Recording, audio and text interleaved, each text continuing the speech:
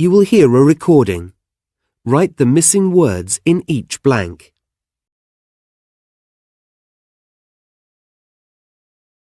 Almost everyone has heard of the London Stock Exchange, but relatively few know anything about the London Metal and Commodity Exchanges. Yet these markets have a greater influence on world economies because they set global prices for some of the essential raw materials for industry and food manufacture. The LME provides three basic services to the world's non-ferrous metal trade.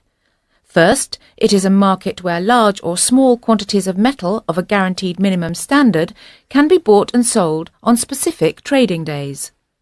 Second, it acts as a barometer of world metal prices. And third, it is a hedging medium. That is, it can help traders get some protection from price fluctuations that occur for economic, political or financial reasons.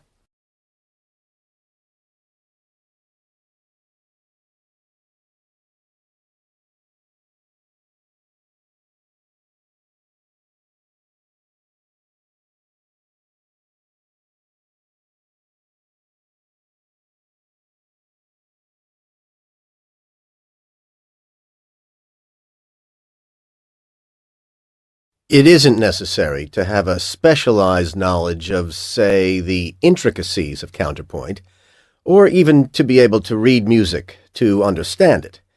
Usually getting the point of a piece of music, its emotional and dramatic impact, is immediate or simply requires you to become more familiar with it. Of course, prolonged study of music and its composition, as in any other field, will increase your understanding, but not necessarily your enjoyment. Now, I realize that it can require a good deal of willingness on our part to risk new sensations, and there is a lot of music that will seem unfamiliar and alien to you on a first hearing.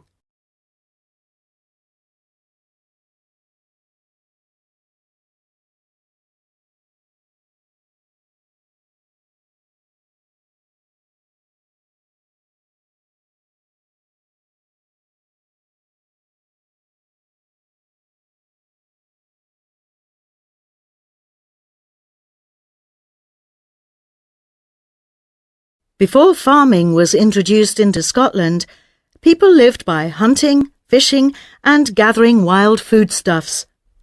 This way of life meant that they usually didn't settle permanently in one place, but were to an extent nomadic, moving about in search of a livelihood, perhaps returning to the same places at certain times of the year. It is believed that the islands of Orkney were known to these people, but so far only a few flint tools have been found to verify this. This is because coastal erosion has destroyed many ancient sites, and these may have contained relics of some of these earliest pioneering colonists.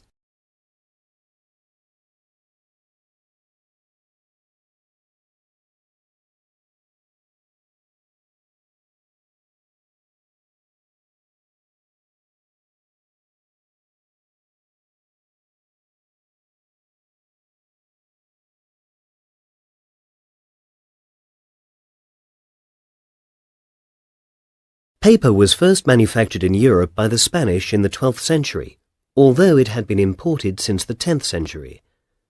Around the year 1276, a mill was established at Fabriano in Italy. The town became a major centre for paper making and throughout the 14th century provided most of Europe with fine quality paper, which it has continued to produce ever since.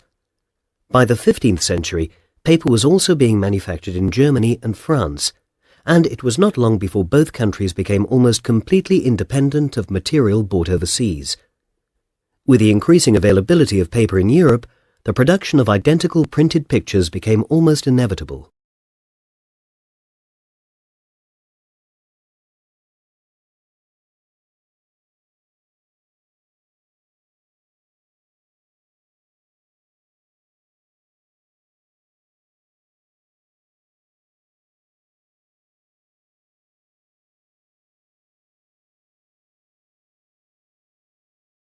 The spinal cord, the link between the brain and the body, is a band of nervous tissue about the thickness of your little finger that runs through the backbone.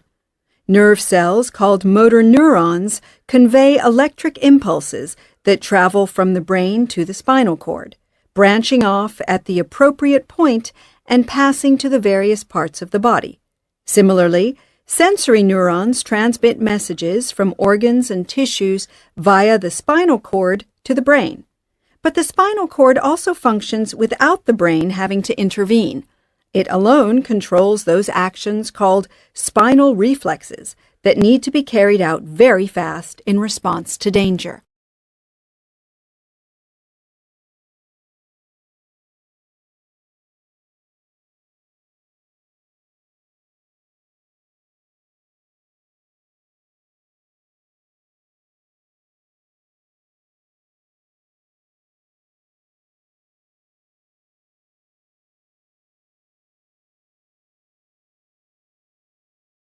The growth of the modern state brought with it the development of mass political parties and the emergence of professional politicians.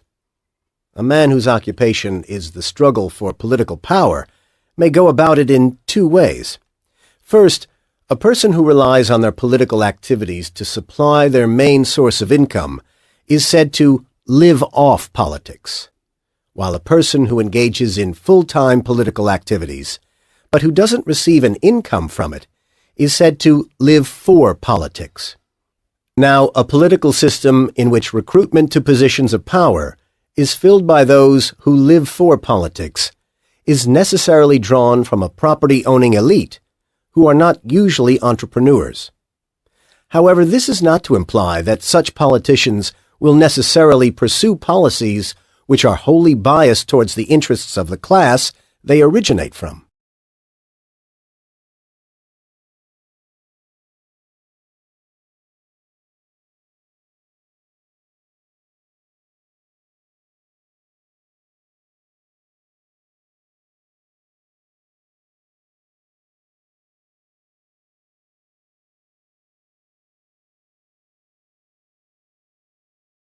There have been many studies in America of the opinions and behavior of university lecturers and professors, and of well-known free or public thinkers who are not attached to a university or other institution, which show that those who are recognized as being more successful or productive as scholars in their field, or are at the best universities, are much more likely to have critical opinions.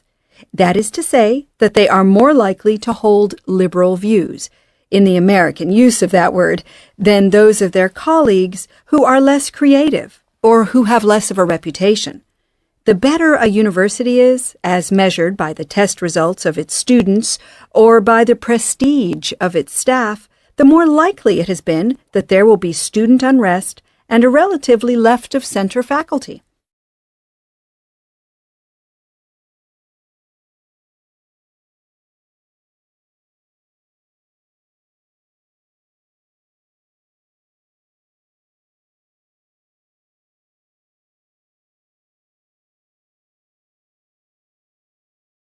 However simple or complex the chain of events in any given situation, when looked into, it usually reveals a train of causal relationships. They are seen to be linked in some way. The methods of analysis aim to establish these relationships and provide a solid background for useful generalizations based on what at first appear to be separate events. The first step in this process is to collect facts and then see if any particular patterns emerge. If they do, it then becomes possible to form theories related to the facts, and this type of empirical theory forms a useful basis for analysis and prediction. However, on its own this theory is not enough. The essential second step is to test it by collecting more facts and by checking predictions against events. These new facts may mean you have to modify the theory, bearing in mind that new facts can only either disprove or support a theory. They cannot prove it to be right.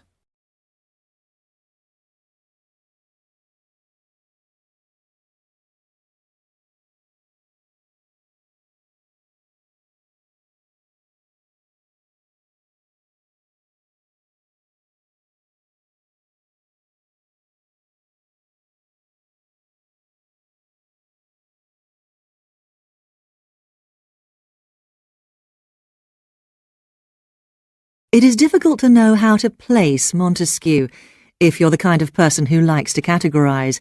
Historian, political philosopher, sociologist, jurist, or, if you think the Persian Letters a novel, a novelist.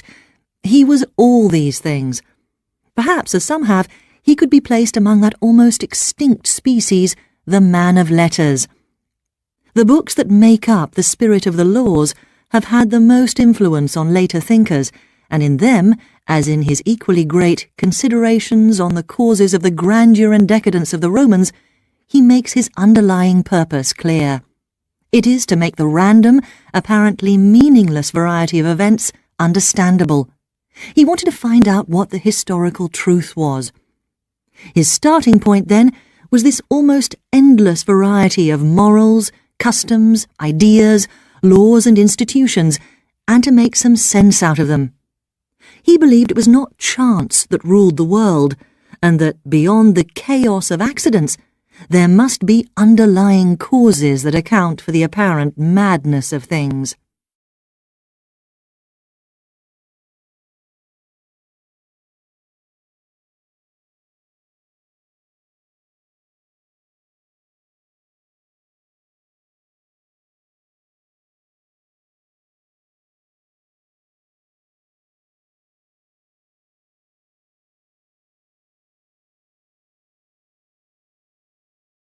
Privacy and the right to privacy are increasingly becoming hot topics in the media, which is a touch ironic, given that it is often the media that is responsible for invasion of privacy. This is not just about those whose careers put them in the public eye, but ordinary people who, through no fault of their own, have come to public notice because of some event that has attracted the attention of the media. It might be that a member of their family has been imprisoned for some crime, rightfully or wrongfully, or perhaps they are the victims of some natural disaster. Some people argue that those who have chosen to be in the public sphere and have teams of public relations people to make sure they get as much public attention as possible, actors, rock stars, politicians and the like, have given up their right to privacy and get everything they deserve.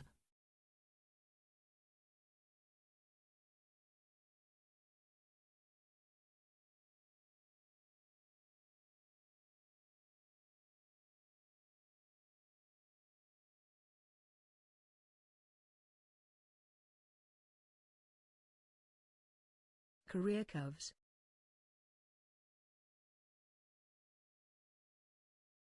There is such a thing as information overload. There is just so much information out there now that we can't cope with it or fully absorb it, or even decide which bits of it we want to keep in our minds or which to discard.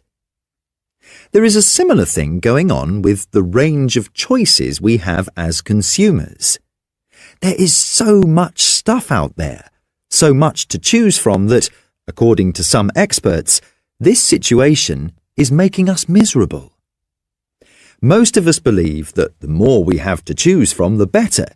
Yet, apparently, our dissatisfaction with this wealth of choice, or rather the anxiety it produces, is part of a larger trend. It seems that as society grows more affluent and people become freer to do what they want, the unhappier they become.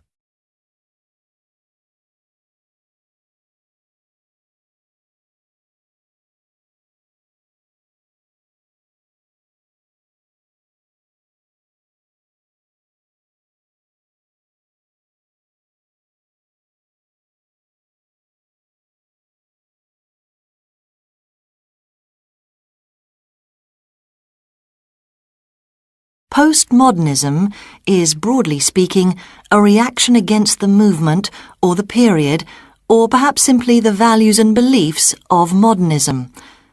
Most people, even those who seem to know what it is or was about, tend to define it in negative terms by telling us what it isn't or doesn't do.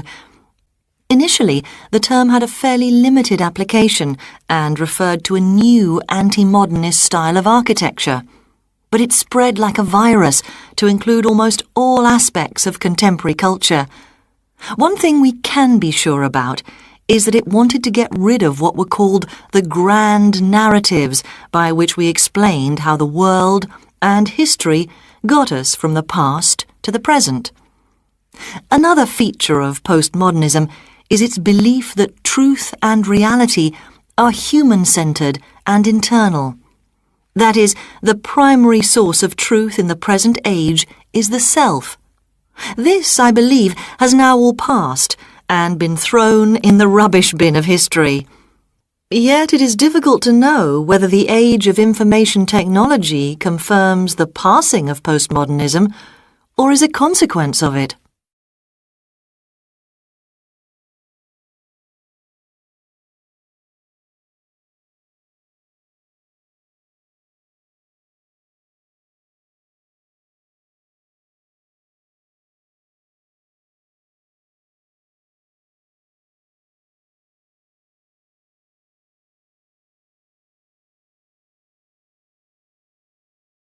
This being acquired and established, silence would be more easy, and my desire being to gain knowledge at the same time that I improved in virtue, and considering that in conversation it was obtained rather by the use of the ears than of the tongue, and therefore wishing to break a habit I was getting into of prattling, punning, and joking, which only made me acceptable to trifling company, I gave silence the second place. This and the next order I expected would allow me more time for attending to my project and my studies. Resolution, once became habitual, would keep me firm in my endeavors to obtain all the subsequent virtues. Frugality and industry freeing me from my remaining debt, and producing affluence and independence, would make more easy the practice of sincerity and justice, etc., etc.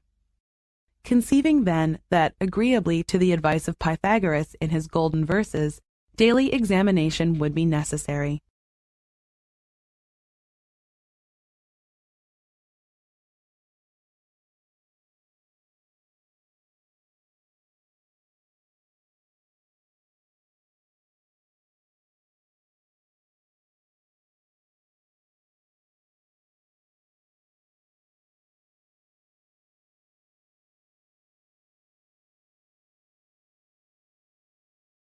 At supper, Johnson talked of good eating with uncommon satisfaction. Some people, said he, have a foolish way of not minding, or pretending not to mind, what they eat. For my part, I mind my belly very studiously and very carefully, for I look upon it that he who does not mind his belly will hardly mind anything else. He was for the moment not only serious but vehement. Yet I have heard him, upon other occasions, talk with great contempt of people who were anxious to gratify their palates, and the 206th number of his Rambler is a masterly essay against gulosity. His practice, indeed, I must acknowledge, may be considered as casting the balance of his different opinions upon the subject. For I never knew any man who relished good eating more than he did.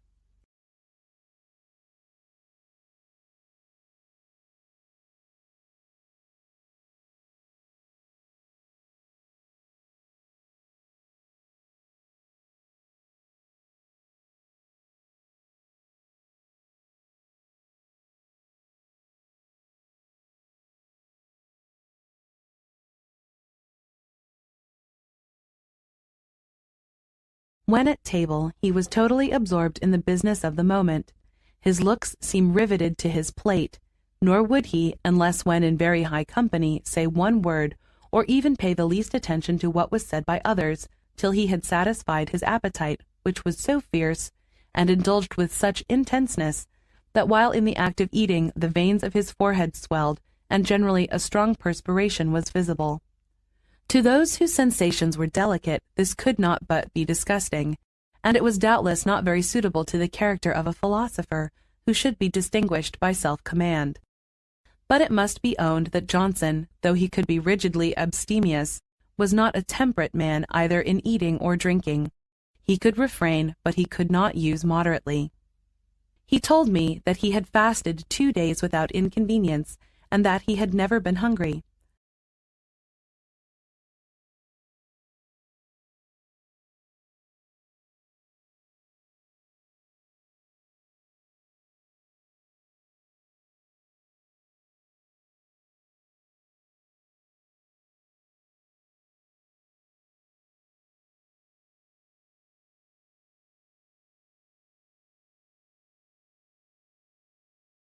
They who beheld with wonder how much he eat upon all occasions when his dinner was to his taste, could not easily conceive what he must have meant by hunger. And not only was he remarkable for the extraordinary quantity which he eat, but he was, or affected to be, a man of very nice discernment in the science of cookery. He used to descant critically on the dishes which had been at table where he had dined or supped, and to recollect very minutely what he had liked.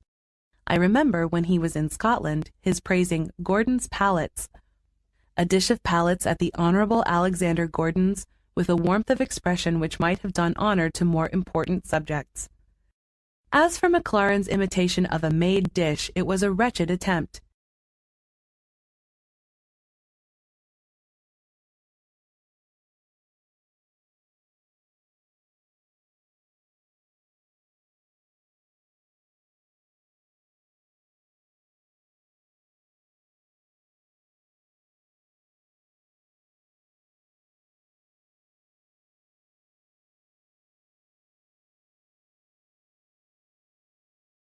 He, about the same time, was so much displeased with the performances of a nobleman's French cook that he exclaimed with vehemence, "I'd throw such a rascal into the river," and he then proceeded to alarm a lady at whose house he was to sup, by the following manifesto of his skill: "I, madam, who live at a variety of good tables, am a much better judge of cookery than any person who has a very tolerable cook, but lives much at home, for his palate is gradually adapted to the taste of his cook. Whereas, madam, in trying by a wider range, I can more exquisitely judge." When invited to dine, even with an intimate friend, he was not pleased if something better than a plain dinner was not prepared for him. I have heard him say on such an occasion, "This was a good dinner enough, to be sure, but it was not a dinner to ask a man to." On the other hand, he was wont to express, with great glee, his satisfaction when he had been entertained quite to his mind.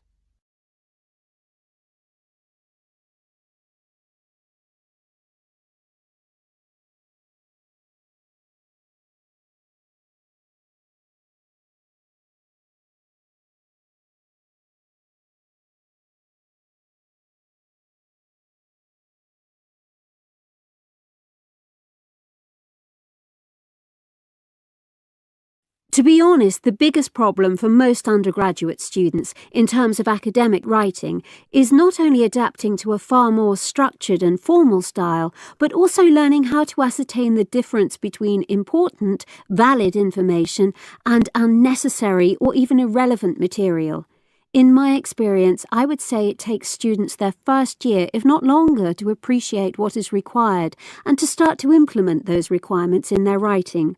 What they really should be doing, if they are struggling with written assignments, is to seek help from the excellent support services which are available at the university.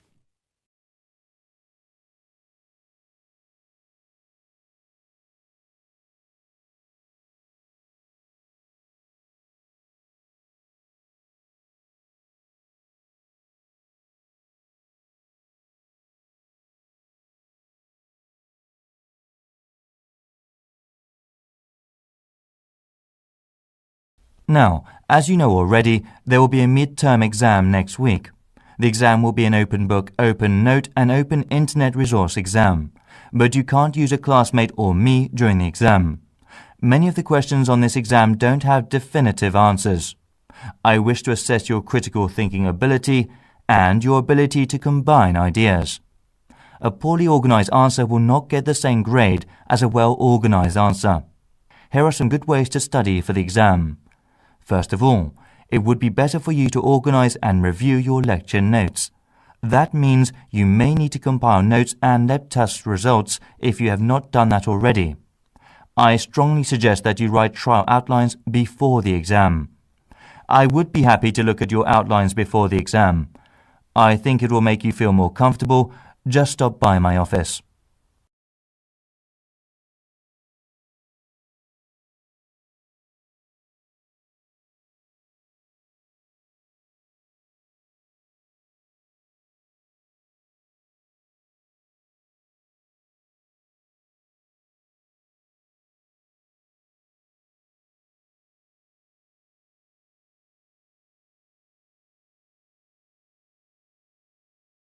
It's been a challenging decade for the music industry, with a significant decrease in sales. For years, little action was taken against illegal downloads, with few effects for downloaders. However, two new approaches are seeing positive results. Firstly, the industry is working with internet service providers to slow an illegal downloader's connection. Secondly, it's working directly with digital music websites. In Sweden, 3 out of 5 illegal file sharers have cut back or stopped, with half of these people moving to legal websites supported by advertisements.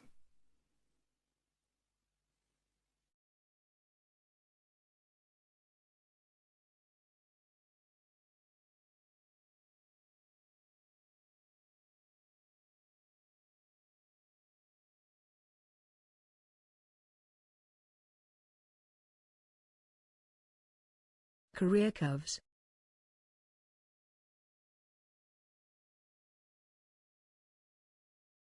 We miscommunicate more commonly than we communicate accurately. Often the words we have are at least somewhat inadequate to express how we feel. The first words we think of are often poor reflections of what we really mean. We might at times even want to take our words back for a second attempt. But once those words have left our mouths, our partners are already replying to whatever we have just said. Most conversations happen too fast to allow us to figure out what we really meant to say.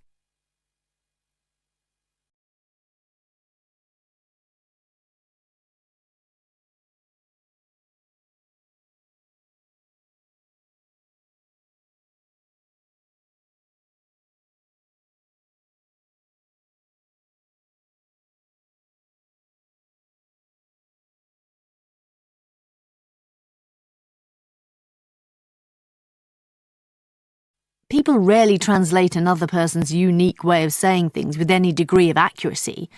This is because when we learn the meaning of words, we pick up their broad meanings, but we've added subtle shades of difference which we get from our own personal experiences. If you grew up in an aggressive household, the phrase, "I'm angry with you," had different associations than for a person from a family where people talked through problems. We're left having to work out meaning from our own experience. So, despite the fact that, say, Bob and Gina are both speaking English, Bob is really speaking Bob English and Gina is turning that into Gina English, and the translation is never going to be perfect.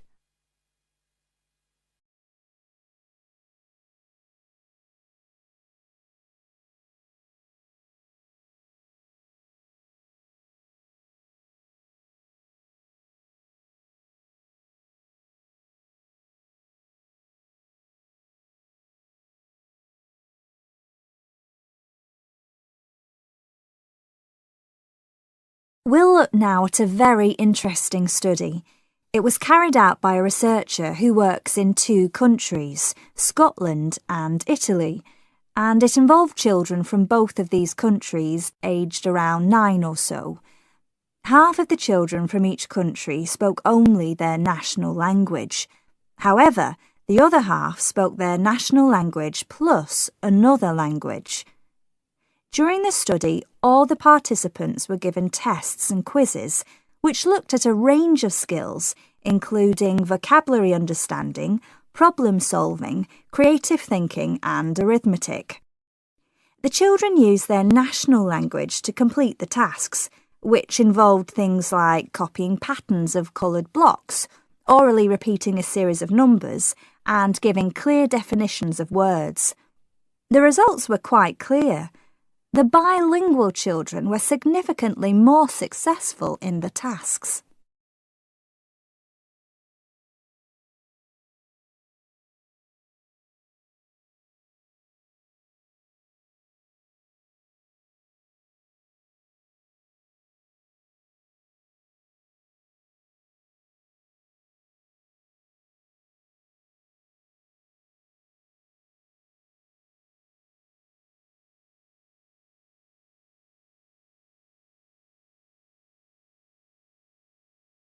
A really good illustrative example of the point I want to make is the book Journey Cake Ho by Ruth Sawyer, based on a traditional folk tale. Teachers often read this aloud to their classes, showing the pictures to the children as they do so. They are, of course, using the words of Ruth Sawyer and presenting the story just as the artist has visualized it. But other teachers do it differently. Instead of reading, they tell the story from memory. This gives the children a much richer experience. They can freely use their own imaginations, visualizing the story, the characters, and the scenes in their mind's eye in any way they like. And this is much closer to the way in which folk tales were passed from generation to generation, orally, without any words or pictures to restrict the imagination.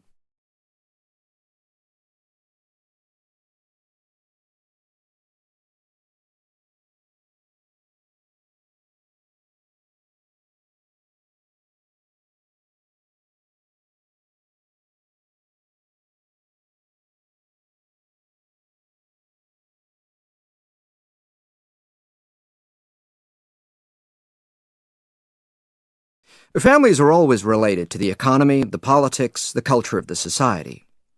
In herding societies, young people go out when they're 10 or 12 years old, and they hang out with the sheep or the goats, or whatever the herd is. That produces a kind of a loose bond between the pre-adolescents and their parents. In industrial societies, we tend to keep kids in school for longer, and then college is that point when they might break, or after college, depending on what they're doing.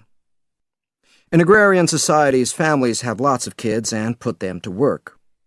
They structure themselves as large families and put them all together in one home. The main point is that families are not separate from the society. Families and the economy and the politics are all wrapped up all together.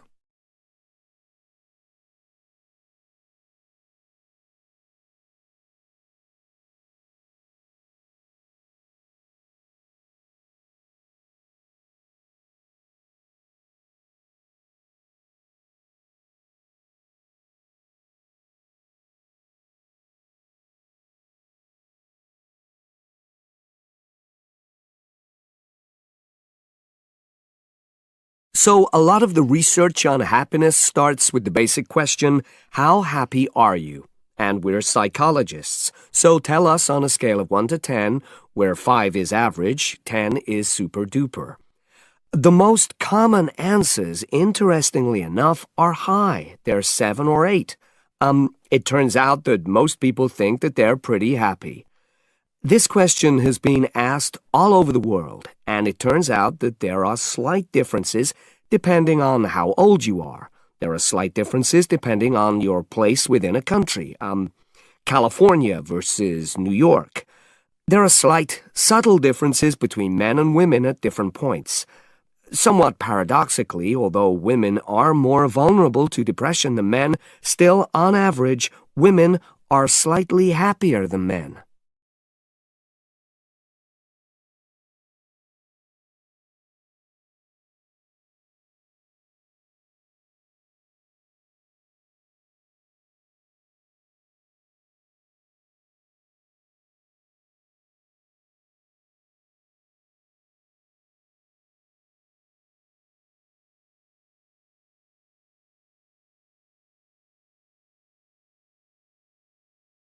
When the time comes, its peers should follow suit.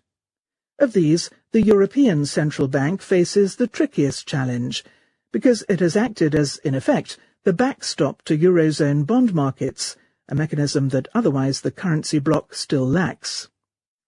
But the main safety valve lies elsewhere, with banks and investors. Bitter experience has shown that debt-funded assets can magnify losses, causing financial crises. For this reason, banks must be able to withstand any reversal of today's high asset prices and low defaults.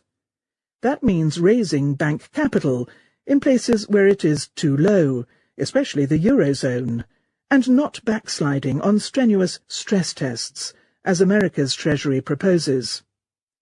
In the end, however, there may be no escape for investors from the low future returns and even losses that high asset prices imply. They and regulators should take a leaf out of The Intelligent Investor and make sure that they have a margin of safety.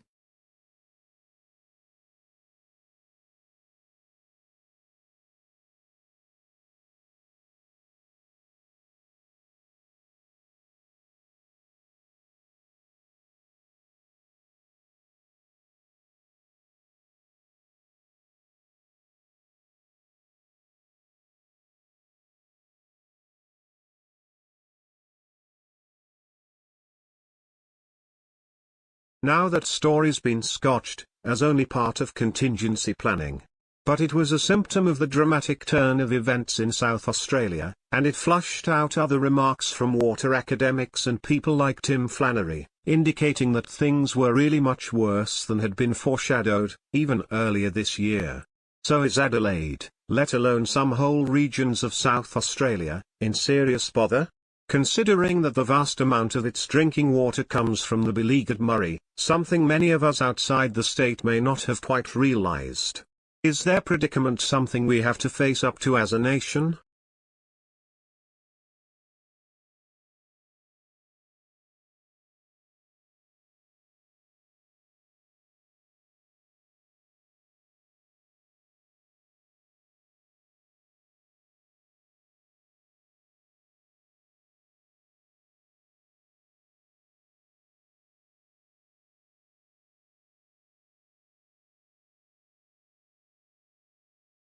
Many different types of barcode scanning machines exist, but they all work on the same fundamental principles.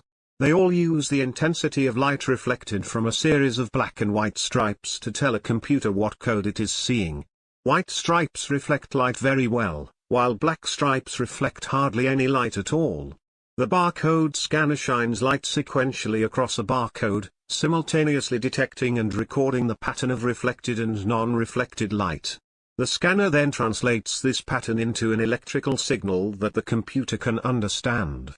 All scanners must include computer software to interpret the barcode once it's been entered. This simple principle has transformed the way we are able to manipulate data and the way in which many businesses handle record keeping.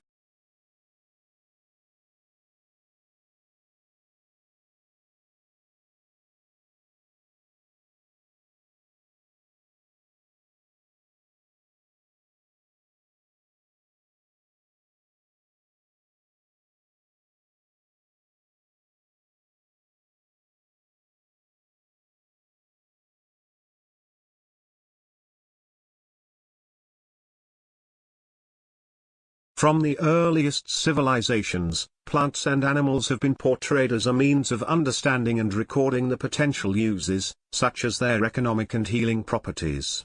From the first illustrated catalogue of medicinal plants, De Materia Medica by Dioscorides, in the 1st century through to the late 14th century, the illustration of plants and animals changed very little.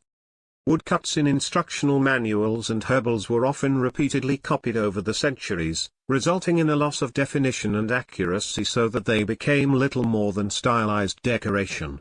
With the growing popularity of copperplate engravings, the traditional use of woodcuts declined and the representation of plants and animals became more accurate.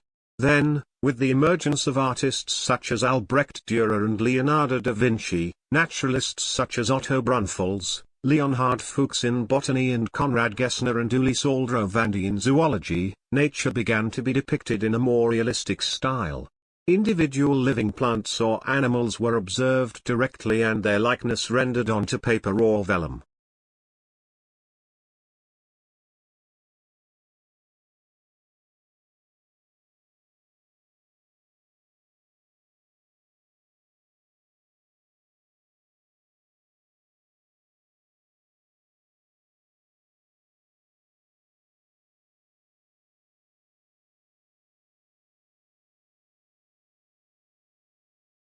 Those of you who've never heard the term Neo-Latin, may be forgiven for thinking it's a new South American dance craze. If you're puzzled when I tell you it has something to do with the language of Romans, take heart. Over the years many classes who have confessed they are not really sure what it is either. Some have confessed that they are so-called Late Latin, written at the end of the Roman Empire. Others have supposed it must have something to do with the Middle Ages. Or perhaps it's that pseudo-Latin which my 5- and 7-year-old boys seem to have gleaned from the Harry Potter books, useful for spells and curses that they zip one another with makeshift paper ash wands. No, in fact, Neo-Latin is more or less the same as the Latin that was written in the ancient world, Classical Latin. So, what's so new about it?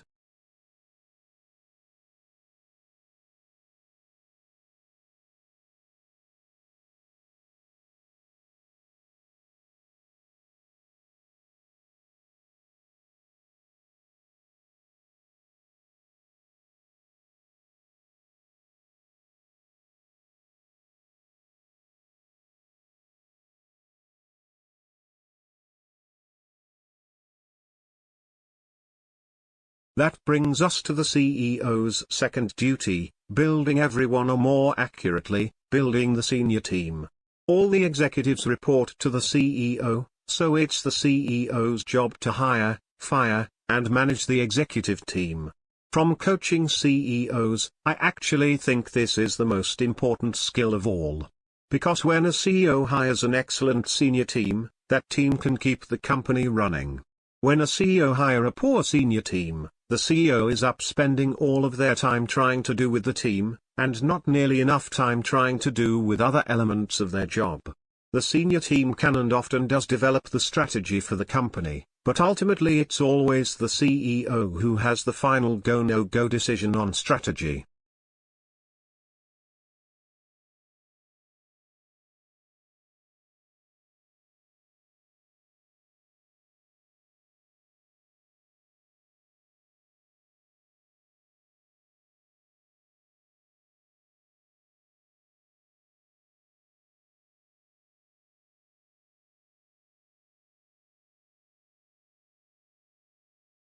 Lawrence Stephen Lowry RBSRA was an English artist. Many of his drawings and paintings depict Pendlebury, Lancashire, where he lived and worked for more than 40 years, and also Salford and its surrounding areas. Lowry is famous for painting scenes of life in the industrial districts of northwest England in the mid-20th century. He developed a distinctive style of painting and is best known for his urban landscapes peopled with human figures often referred to as Matchstick Man. He painted mysterious unpopulated landscapes, brooding portraits and the unpublished marionette works, which were only found after his death.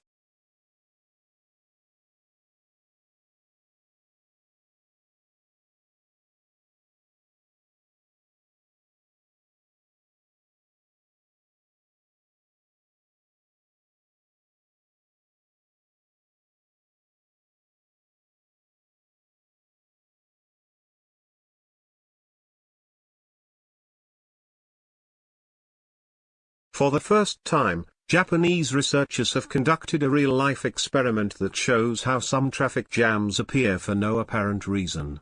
They placed the 22 vehicles on a single track, and asked the drivers to cruise around at a constant speed of 30 kilometers an hour. At first, traffic moves smoothly, but soon, the distance between cars started to vary, and vehicles clumped together at one point on the track. But the jams spread backward around the track, like a shockwave at a rate of about 20 kilometers an hour. Real-life jams move backward at about the same speed.